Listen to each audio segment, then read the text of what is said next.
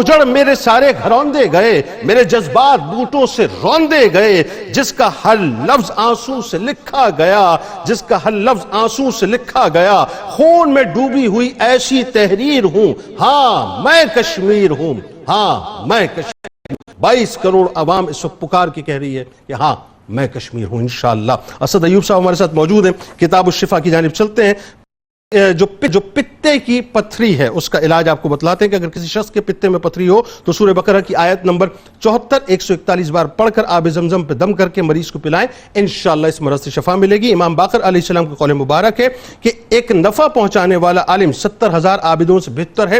عالم کی صحبت میں لمحہ بھر بیٹھنا ایک سال بہتر ہے۔ روزنامہ 92 نیوز میں آج آپ امام علی نقی علیہ السلام کے حوالے سے آرٹیکل ضرور پڑھیے۔ ہمارے ساتھ آپ موجود ہیں، تجدید عہد وفا کرتے ہیں۔ لا یؤمن احدکم حتی اکون احب الیہ من والدہ وولدہ والناس اجمعین۔ اللہ تعالیٰ آپ کا، ہمارا، ہم سب کا، پاکستان کا اور امت مسلمہ کا حامی و ناصر و آمین۔ پاکستان کا مطلب کیا؟ لا الہ الا اللہ محمد رسول اللہ صلی اللہ علیہ وسلم۔ جناب